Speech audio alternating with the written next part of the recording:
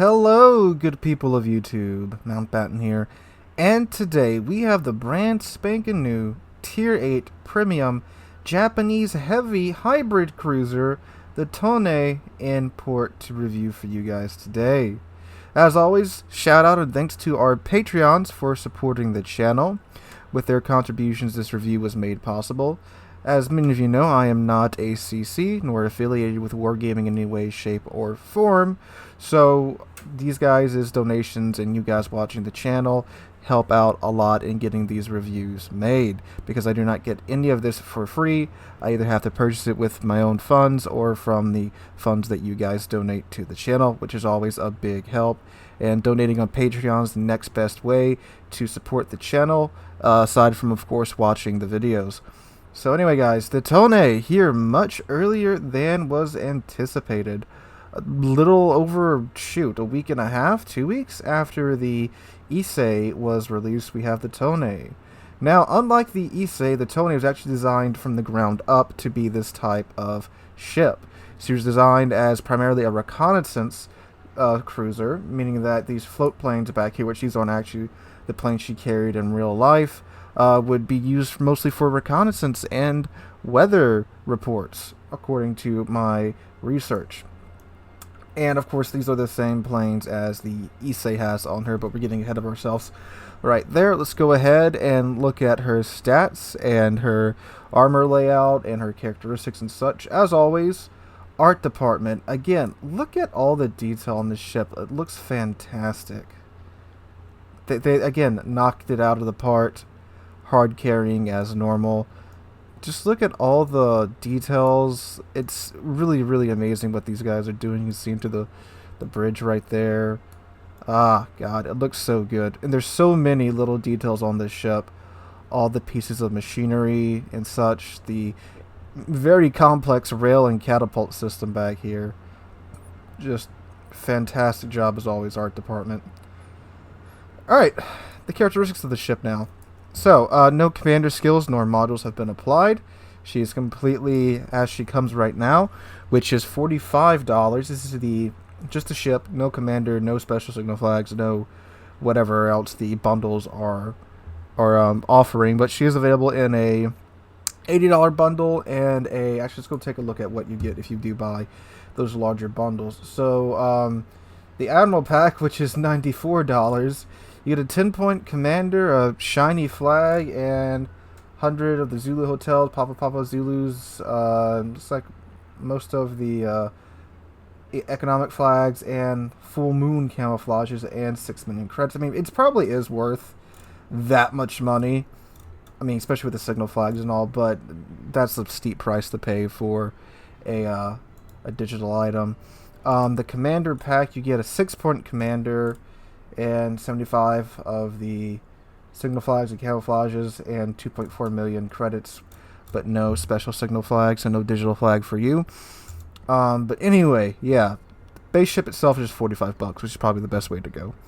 Alright, let's take a look at her armor. She's a Tier 8 cruiser, so 25mm bow, 27mm upper deck, 27mm side plating, 27mm upper side plating, 27mm mid deck. Flight deck is not enhanced with armor, alright, and 25mm rear plating as well, alright. And survivability is 38,900 hit points, 13% torpedo protection damage reduction. Let's take a look at her actual armor, shall we? Where is her citadel at? Pretty Japanese citadel, pretty high up out of the waterline. Yeah, pretty big. I mean, standard Japanese heavy cruiser citadel. You can poke it pretty easily. Alright. Aircraft. So she does have the M6A2 Sirens. I do believe that's how you say that. That the VIII gets. They're literally the same planes, and I'm pretty sure they have the same armament as well. Yep, they do. Okay, so just like the VIII, she gets 4 planes in the squadron. They launch 2 torpedoes each. They do 2,767 maximum torpedo damage, which means that, just like the VIII, even if you land all of these torpedoes on a ship, it's the equivalent of 1 tier 6 torpedo from the, I believe the Hatsuharu was what I used last time. It's not a lot of damage. It's more about when you're playing by yourself in the tone, it's more about getting the ships to maneuver in a way that they don't want to maneuver, to where your team or you can take advantage of their broadside. But anyway, for anyone wondering, the cruise speed is 135 knots, max speed 155 knots.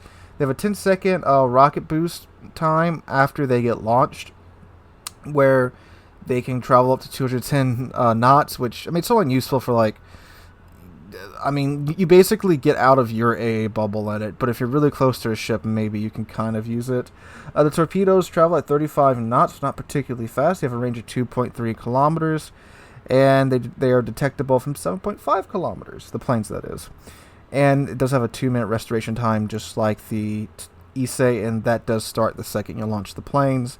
So most of the time, you probably have like a minute or 40 seconds restoration time once you get back to the ship. So her guns, she has 8 203mm guns. They reload in 16 seconds. They 180 in 30 seconds. They have a maximum dispersion of 133 meters. They have a 17% chance of starting a fire and an HE shell maximum damage of 3,300. And they can pin 34mm of armor, which is very nice. The AP shell does a maximum damage of 4,700. And she has a maximum range of 15.7 kilometers, and with an initial AP and HE shell velocity of 840 meters a second. So, I mean, they're Japanese guns. Good HE alpha, so you got that going for you. Now, they are configured kind of weird. We'll see what turret number 4 does here in terms of firing angle. I mean, it looks like it should get some pretty good firing angles from the front. If they allow it to rotate that far, which I'm pretty sure they do, the turret should be able to 360, but we'll see about that.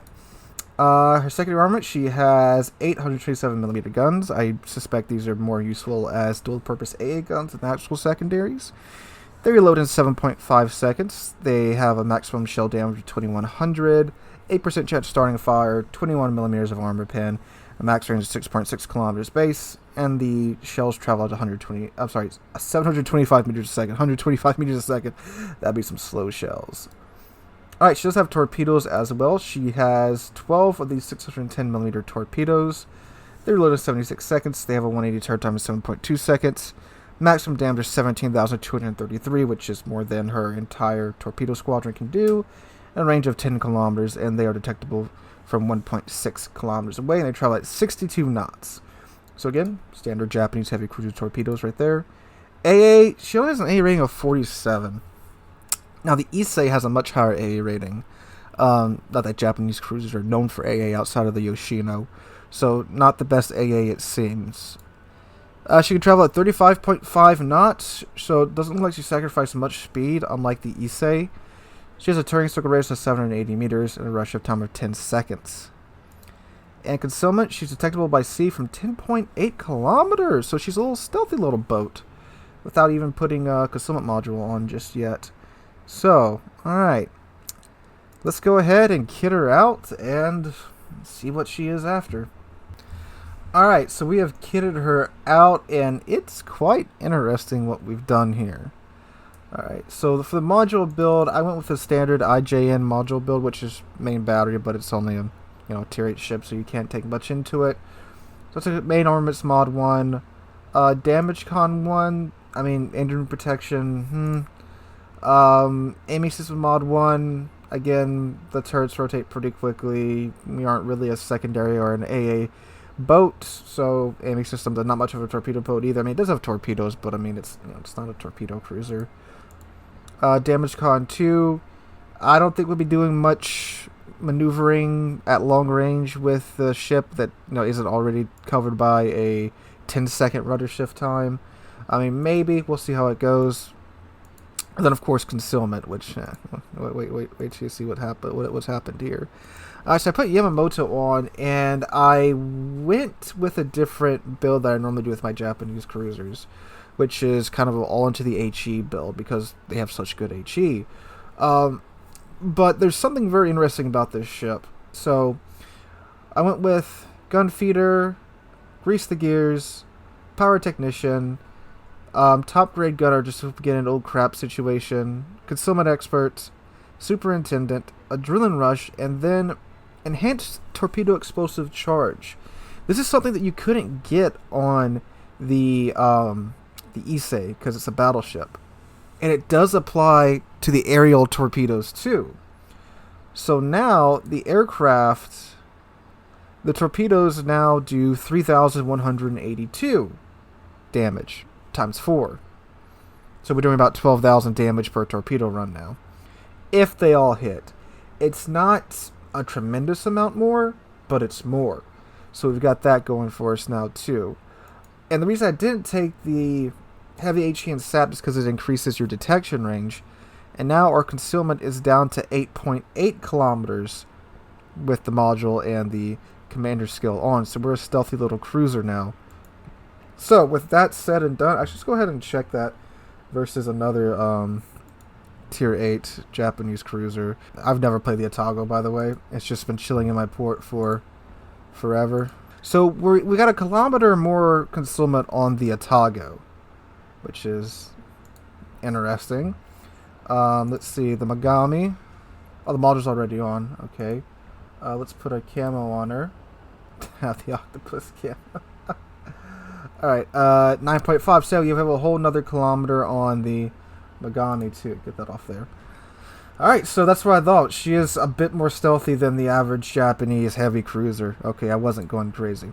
Alright, so with all that said and done, we got an 8.8 kilometer detection range on the ship. Unfortunately, we still do only have a 15.7 kilometer range on the guns. Oh, and also, by the way, she does get a heal. No spotting aircraft, ironically, and Hydro or DFAA, but considering DFAA and this ship's AA is like not fantastic, we're going to keep Hydro on for now because it looks like we're going to be playing pretty close to get the most out of this ship. But anyway, guys, I'm going to go ahead, go into battle with her, and I'll meet you guys there. Hey guys, voiceover Mountbatten here, and yeah, pass on this one.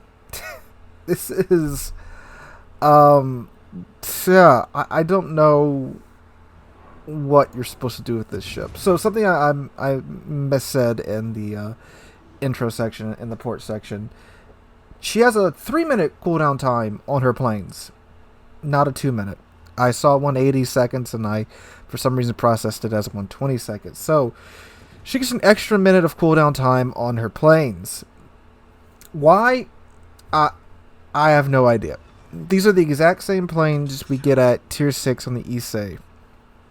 Meaning that they have everything else about them is exactly the same. The health, the speed, everything. It's the same. The torpedo damage, it's the same. But you're expected to use this at Tier 8 constantly and get up tier to Tier 10 as much as Tier 8 gets up tier to Tier 10.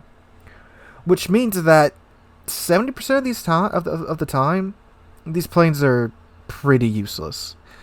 In the I think I played 4 or 5 matches. I don't really count the last match as a full match. I got clapped at the beginning. That I played, 80% of the games were Tier 10 games.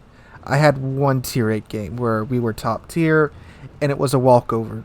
And the match was over in, I think, like 8 minutes. So I got to use my planes 2 times. I got to launch them the last 9 minutes. That's how long it lasted, 9 minutes. I had to launch them the last time, but the torpedoes didn't make it to the target before the match ended. And I don't know which match you're watching right now, but yeah. So the planes are mostly useless. You can't really use them for spotting for your team because they just die so quickly, especially at Tier 10. When you get up tiered, any ship that has any amount of AA just murders these planes by themselves, let alone if there's 2 or more in a group together. You can forget trying to strike 2 Tier 10 ships next to each other. You might get 1 plane through to do 2k damage off of their torp protection, even with the torpedo skill taken on your commander. So yeah, the planes are utterly useless when you get up tiered. Now when you are top tier and you're in a Tier 8 game, they're a bit more useful. Like I said in the Issei video, you can go after Tier 8 ships with lower AA or AA that's short-ranged, because by the time you get in their range, they might get a plane if you eat the flak. but still, you're still throwing the torps at him. You're still throwing 6 torps at him, and with the spread, you'll probably hit the target pretty well. But other than that, again, when you get up tier, the planes are useless. The ship itself, the guns are actually pretty nice. They're nice and accurate. It's Japanese cruiser HE. It's got that nice HE alpha, decent chance starting a fire, and that's where the planes really have their use. From my experience, is that if you're going after a target, hit them with the planes, might cause a little flooding on them. They'll damage combat. Hit them with the guns, start a fire, and you can do that. But the ship only has a 15.7 kilometer range, which with a normal Japanese cruiser, with the concealment that the Tone has, would be pretty good. You could play it a little bit closer, a bit risky with the armor layout though, but it could work. But since you are the Tone and you have planes, naturally you want to use those planes. It's kind of the reason for getting the ship. So you can't really play it that close, because when you launch the planes, you lose control of your ship, obviously. And autopilots, well, anyone who's actually used autopilot in this game knows how autopilot is, and it's not great. And, of course, too, you're in a cruiser, a Japanese cruiser with Japanese cruiser armor layout. And when you aren't on your ship and flying the planes, things can happen. And naturally, you don't want things to happen. Things being you get clapped. And unlike the Issei, which is a battleship, at least has battleship armor and battleship HP, it can take a hit or two while you're out and about. The Tone can't, because you'll get blapped. So naturally, you want to play a bit further back, but with 15.7 kilometer range on a tier 8 cruiser, you see the problem there. So it's either you commit to being a cruiser and play it a bit closer, which you can totally do with the Tone. The guns are good enough for that. The firing angles on these guns are actually quite good. I do have a couple of gripes with them, though. Why can't turret 4 360? It can't for some reason. There's plenty enough clearance. Turret 3 does have to take the long way around, but all turret 4 would have to do is either tuck its barrels below or above turret 3, and then you're fine. It makes no sense to me, at least, so you got that going on. But from the rear, turret 2 can 360. You got some pretty nice firing angles, and the cruiser is quite good at kiting and farming damage. If you get a ship to chase after you, launch your planes, hit him with the torpedoes, start a flood, start some fires on him, so forth and so on. It is good for that, but that's about it. And even at tier 8, again, these planes are from the Issei, a tier 6 battleship. The AA is just, they're a lot less useful. Now, I haven't played this in a triple division yet. I'm sure in a triple division, just like with the Issei, you can do some pretty goofy stuff and make some players' lives very miserable, but now you're doing this against tier 8, 9, and 10 ships, with definitely enough AA to deal with 3 squadrons from this ship. I mean, there were some really awkward situations where it's like the best thing I have to go after, because I'm in a tier 10 game, is a North Carolina, the American battleship with pretty darn good AA. So that's pretty miserable. Now again, if this thing didn't have a 3-minute cooldown time of these planes, I don't know why it does. If it had the 2-minute cooldown time of the Issei, might be a bit better, because you can get more squadrons out. But a 3-minute cooldown time on tier 6 planes when you're fighting in tier 10 games a lot of the time, that just makes for misery. Like, there's not much more to say about that. I know I've been talking about that a lot, but again, this is a hybrid cruiser. This is supposed to be the main focal point of the cruisers, that you have planes, but unfortunately, like I predicted in the Issei video, they are quite bad at tier 8 and 10. So, my suggestion to you guys is, pass on this ship, save the $45. If you want a hybrid ship, get the Issei. A lot more fun using those planes at tier 6 and 7 in the occasional tier 8 game than using those planes at mostly the tier 10 games in the occasional tier 8 game, with how tier 8 matchmaking is right now. As far as damage goes, most damage I did was like 70,000 damage. However, the other matches where I was only doing 50 or 40,000 damage, I was in tier 10 games, so that's kind of expected. And I was in the upper half of the leaderboard for most of those games, except for the one where I got absolutely blapped at the beginning of the match because Japanese cruiser armor. So, I mean, I guess it's doing okay in terms of damage, but if I was in something like the Atago, I probably would have done so much better. So if you want a tier 8 Japanese cruiser, get the Atago. I haven't played this ship, but I know it's better than this thing. It has to be because it has, you know, more guns on it, and you don't have to deal with these crappy planes. So yeah, that's my suggestion to you guys. But anyway, guys, if you enjoyed the video, make sure to drop a like, leave a comment, and subscribe to the channel.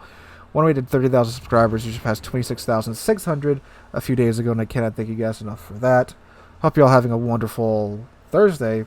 Hope to catch you guys in the next one.